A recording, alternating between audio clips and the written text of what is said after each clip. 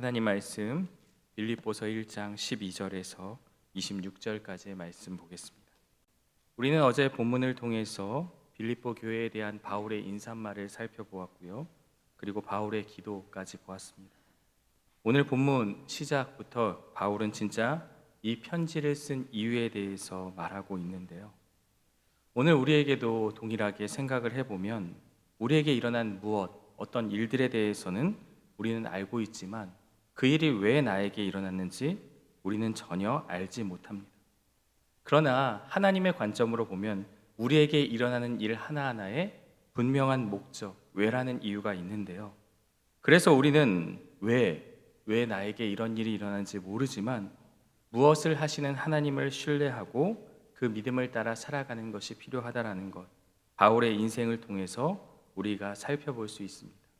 왜 나에게 고난이 오고 왜 나에게 시련이 오는지 우리는 그것을 알 수 없지만 하나님은 분명한 뜻을 가지고 있다. 그것이 나의 어떤 그런 죄 때문에, 그것이 나의 어떤 부족함 때문이 아니라 하나님의 이유가 있다라는 것을 기억하고 내 삶에 적용해 본다면 우리는 그럼 그 다음 우리가 무엇을 해야 합니까? 라는 질문을 할 수가 있습니다. 왜 나에게 이런 일이 일어났습니까? 라는 질문보다는 그 다음은 무엇입니까? 라는 질문, 오늘 바울의 모습을 통해서 우리가 살펴볼 수 있습니다. 사도 바울은요, 지금 갇혀 있습니다. 12절 말씀을 보면요, 큰 고난이 있어요. 형제들아, 내가 당한 일, 누구 때문에 당한 일입니까?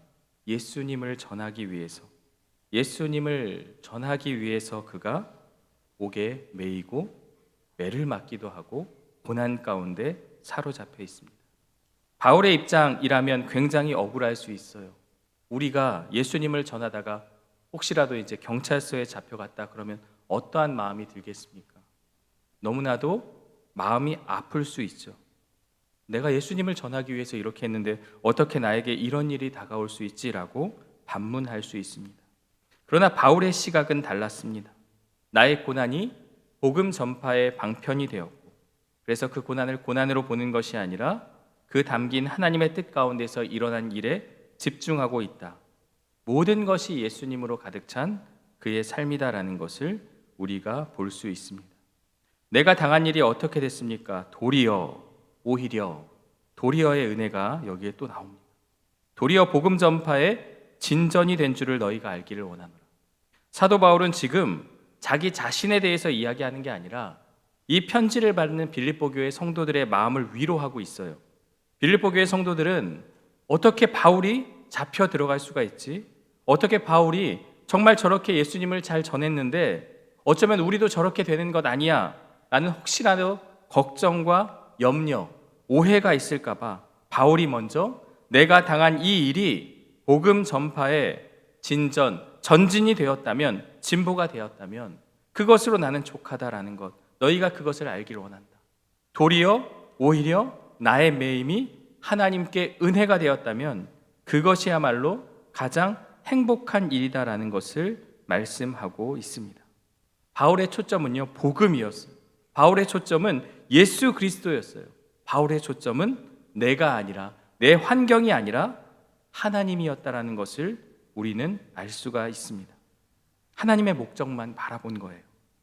13절 말씀이요, 이러므로 나의 매임이, 내가 갇힌 일이, 내가 당한 일이 그리스도 안에서, 이것을 좀 바꿔보면 예수님 때문에 라는 표현으로 바꿀 수 있어요. 이건 예수님 때문에 내가 안 좋아졌다가 아니라 예수님으로 말미암아 더 좋은 일이 일어났다라는 그러한 반전의 은혜를 이야기하고 있어요.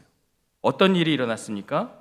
첫 번째는 시위대 안과 그 밖의 모든 사람에게 나타났다. 굉장히 재미있는 내용인데요. 지금 바울은 이제 재판을 기다리고 있는 그러한 죄수의 신분이었습니다. 그렇다면 로마 황제를 근위하는 이 시위대 사람들이 로마 황제를 위해서 살아가지만 또 이 죄수들이 또 그 재판을 받기까지 잘 지켜야 되는 그러한 목적이 있습니다. 당시의 기록에 따르면 이 근위대는 6시간씩 사교대로, 그러니까 하루 24시간을 4명의 근위대 사람이 바울과 함께 있었던 거죠. 심지어는 이 사슬을 같이 묶어서 절대 도망가지 못하게 그렇게 감시하였다라는 기록이 있는데요. 그렇게 한번 따져보면 6시간 동안 이 사람은 어떤 얘기를 들었겠습니까? 지금 바울을 감시하고 바울을 지키는 사람인데 바울의 입이 가만히 있었겠습니까? 그의 입에서 터져 나온 것은 복음입니다. 계속해서 그 근위대 사람에게 귀에 피가 나도록 예수 그리스도를 전하지 않았겠습니까? 교대하고 또 다른 사람이 돌아오면 예수 그리스도를 전하고, 이 근위대 사람들도 마음 가운데 궁금증이 생겼겠죠. 아니, 저자는 예수님 때문에 지금 감옥에 갇혀 있는데 도리어 예수님을 전하고 있다. 도대체 예수님이란 분은 어떤 분이야라는 그 호기심, 그것이 반복되면서 교대하고 또 교대하면서 계속 성경 공부를 하지 않았겠습니까? 1대1로 계속해서 말씀을 전한 거죠. 그들은 그렇게 하면서 결국 어떻게 되었느냐? 시위대 안과 그 밖의 모든 사람에게 나타났다. 이 사람이 이 사람으로 끝나는 것이 아니라 이 사람이 만난 예수님이 또 다른 사람에게 전해지는 놀라운 구원의 역사. 오히려 예수님은 나를 지금 이곳에 매이게 함으로써 가깝게는 바로 이 사람들에게 복음을 전하는 그러한 놀라운 역사가 일어났다라는 것을 말씀하고 있어요. 예수님 때문에 나는 더 행복하고 기쁨이 넘친다라는 것을 강조하고 있습니다. 그리고 또 하나 어떤 일이 일어났느냐? 14절에 보면요, 형제 중 이들은 로마의 신자들을 뜻합니다. 다수가 나의 매임으로 말미암아 주 안에서 신뢰함으로 겁없이 하나님의 말씀을 더욱 담대히 전하게 되었다.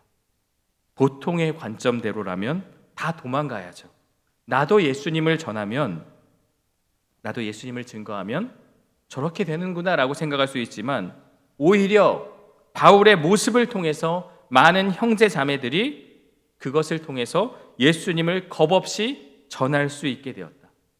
나는 죽음이 두렵지 않다. 나는 예수님을 전하는 것, 그것에 목숨을 걸겠다라는 그러한 자들이 더 많아졌다. 그래서 나는 오히려 이것이 기쁨이다라고 고백하고 있습니다. 시위대 안과 밖, 그리고 더 많은 형제 자매들이 예수님의 가르침을, 예수님의 진리를 전하는 그러한 장면으로서 바울의 매임이 이렇게 복음의 진보를 이루었다라는 것을 말씀하고 있어요. 그런데 15절 말씀을 보면요, 좀 이상한 사람들이 나와요. 어떤 이들은 투기와 분쟁으로. 사실 이 부분에서 좀 많은 생각을 하게 됩니다. 바울은 지금 열심을 다해 복음을 전하다가 감옥에 갇혔는데 바울에게 괴로움을 더하게 하기 위해서 투기와 분쟁으로 그리스도를 전한다. 뭔가 앞뒤가 맞지 않습니다. 논리적이지 않아요. 아니, 예수님을 전하는데 어떻게 바울에게 투기와 분쟁으로, 질투로 그렇게 그리스도를 전할 수 있는가? 학자 중에는 아마도 베드로의 어떤 그런 제자들이 아닌가라고 추정을 하기도 합니다. 그러나 오늘 본문이 그 자들이 누구인지 특별히 언급하고 있지 않습니다. 다만 소요와 어떤 그런 분란을 일으켜서 감옥에 갇힌 바울을 더 괴롭게 하기 위한 것은 분명합니다. 그리고 또 다른 이들은 착한 뜻으로 그리스도를 전파하였다. 결국 이 사람들은 복음을 바르게 전하는 자들이죠. 개인적인 바울의 경쟁자들도, 그리고 어떤 이들은 선한 뜻으로 바울에게 좋은 뜻으로 그리스도를 전파하였다라는 그러한 고백이 있고요. 16절에 이들은 내가 복음을 변증하기 위하여 세우심을 받은 줄 알고 사랑으로 하지만 이라고 말하고 있습니다. 내가 복음을 변증하기 위해서 세우심 받은 줄 알고 그들은 그것을 알고 사랑으로 그렇게 하지만, 17절에 그들은 나의 매임에 괴로움을 더하게 할 줄로 생각하여 순수하지 못하게 다툼으로 그리스도를 전파하느니라. 투기와 분쟁이라는 그 사람들을 설명하고 있습니다. 나의 매임에 괴로움을 더하게 하기 위해서 소요를 일으키고 분쟁을 일으켜서 감옥에 갇힌 바울이 더 큰 형량을 받게 하기 위해서, 이러한 뜻으로 볼 수가 있겠죠. 그런데 바울의 고백이 너무나도 대단합니다. 18절 말씀인데요. 그러면 무엇이냐? 무엇이 중요하냐?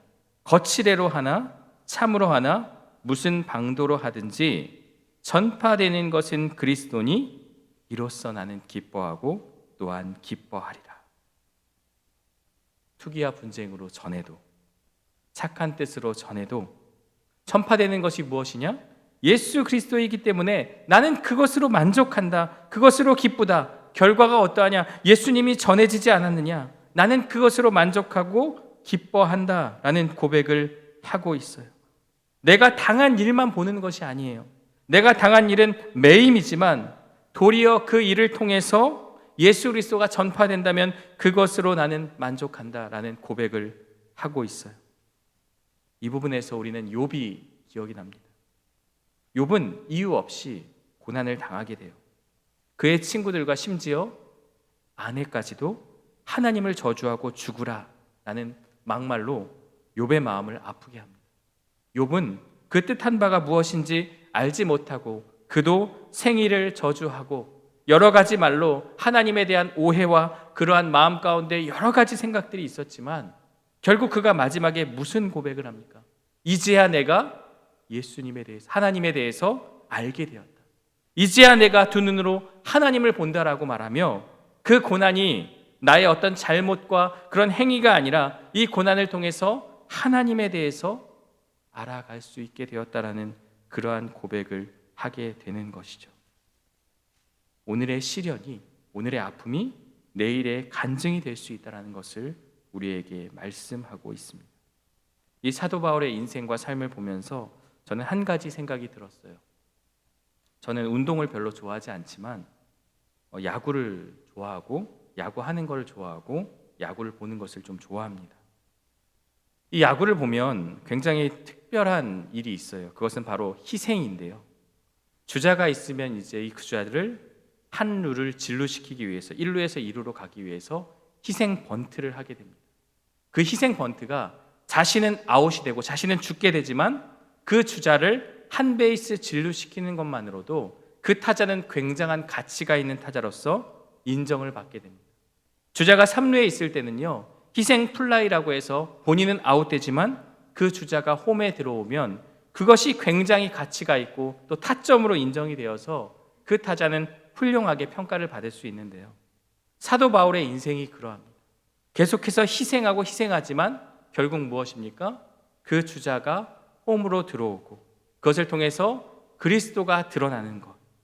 결국 모든 스포츠는 그 공에 집중되어 있지만 이 야구라는 종목은 주자가 반드시 홈에 들어와야만 점수가 나는 종목이거든요. 바로 그 홈이라는 것이 목표 아니겠습니까? 예수님이라는 그 목표를 가지고 그 끝으로 나아가는 것. 바로 바울의 인생이 그러한 삶이다라는 것을 우리는 보게 되어집니다. 그래서 계속해서 19절의 말씀을 보면요, 이제 바울의 각오가 담겨 있는데요. 이것이 너희의 간구와 예수 그리스도의 성령의 도우심으로 나를 구원에 이르게 할 줄 아는 고로. 여기서 이 구원이란 무엇입니까? 내가 감옥에 나올 것이라고 해석할 수도 있지만 그렇지 않습니다. 그리스도로 인해서 나는 죽어도 괜찮다라고 말하였기 때문에 바울의 목적은 감옥에서 나오는 것이 아닙니다. 바울의 목적, 바울의 구원은요, 그리스도를 영화롭게 하는 것이 목적이 될 수 있어요. 그리스도를 영화롭게 하는 것, 바로 그것이 구원이다라고 바울은 말하고 있습니다. 그러면서 유명한 말을 하고 있죠.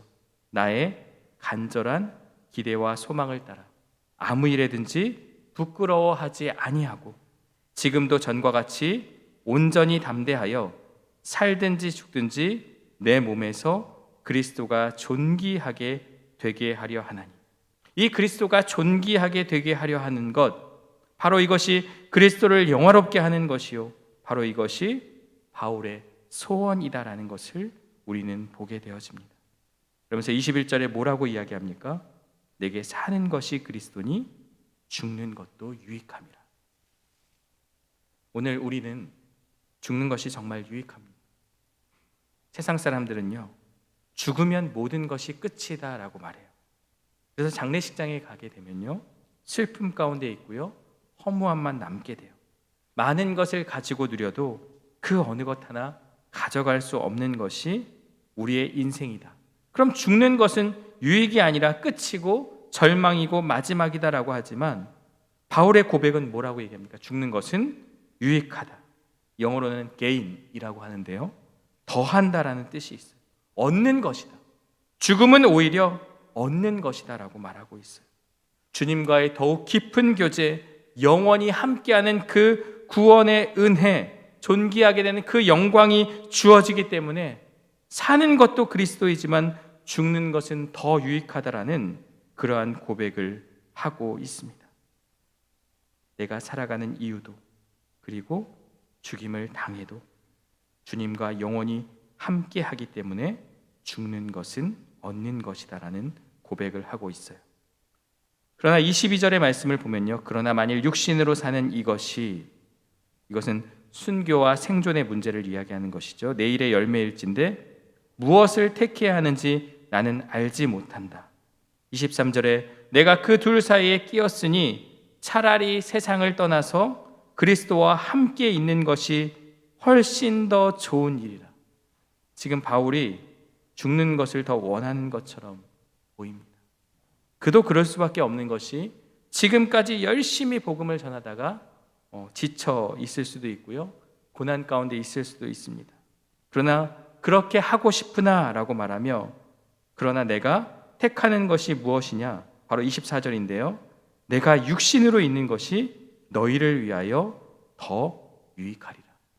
지금 내 관점에서는 하나님과 영원히 함께하는 것이 더 행복할 수 있겠지만, 지금은 내가 살아 생존함을 통해서 이곳에서 나가서 내가 계속해서 복음을 전하는 것이 너희들에게 더 유익하다.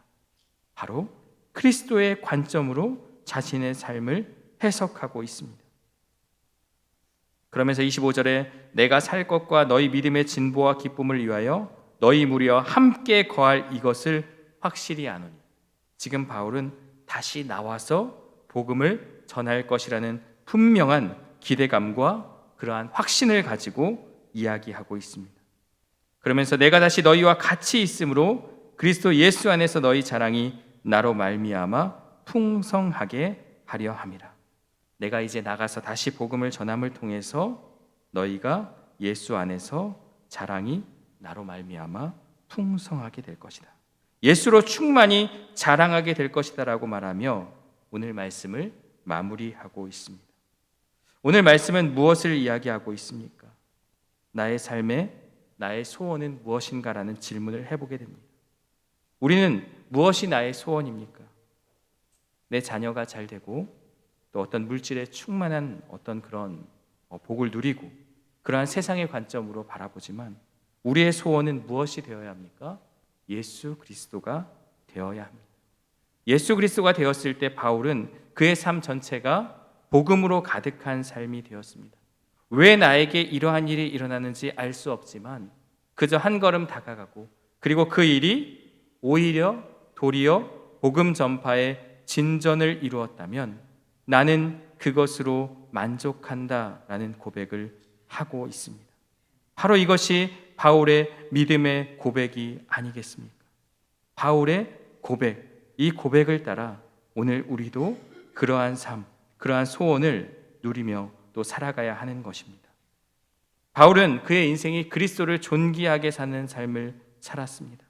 그리스도를 존귀하게 하는 삶, 그것이 자신이 살아가는 이유가 되었습니다. 바울의 삶은요, 주님이 먼저인 삶이었어요. 그리고 그 다음이 이웃이었고 마지막이 자기 자신이었습니다. 주님이 먼저인 삶, 그리고 이웃이 먼저인 삶을 바울은 살았던 것입니다. 오늘 우리는 주님이 먼저라기보다 선한 사람은 이웃이 먼저일 수는 있습니다. 그러나 주님이 먼저가 되지 않으면 이웃을 먼저 생각하는 삶도 아무런 가치가 없습니다. 마찬가지로 주님과 이웃도 아닌 내가 먼저, 내가 가장 우선되는 삶을 사는 사람들도 어떠한 삶을 살겠습니까? 주님이 어떻게 되든지, 주님의 복음이 어떻게 되는지 아무런 상관이 없이 그저 내가 행복하기만을 바라는 삶을 살게 되지만 결국 그러한 삶은 주님을 위한 삶이 아니다라는 것을 우리에게 말씀하고 있습니다. 오늘 이 바울의 고백처럼 사는 것이 그리스도니 죽는 것도 유익함이라. 주님과의 깊은 교제, 주님과의 함께함이 가장 큰 기쁨이라고 고백한 것처럼 오늘 우리도 그러한 삶을 살아가기를 주님의 이름으로 축원합니다. 함께 기도하겠습니다. 사랑과 은혜의 하나님, 오늘 바울의 고백을 통해서 오늘 우리도 주님을 위한 삶을 살아가기를 소망합니다. 나의 고통과 고난 가운데 그것이 오히려 예수님을 위한 일이 된다면 그것으로 만족하는 삶을 살게 하여 주시고 삶의 목적이 예수님인 삶을 사는 우리 모두가 되게 하여 주옵소서. 내가 당한 일이 오히려 주님을 위한 일이 되었다면 그것으로 만족하는 삶을 살게 하여 주시고 고난 가운데서 왜 나에게 그러한 일이 일어나는지 우리는 알 수 없지만 묵묵히 우리도 순종하며 십자가의 길을 걸어가는 우리 모두가 되게 하여 주옵소서. 예수님의 이름으로 기도드리옵나이다. 아멘.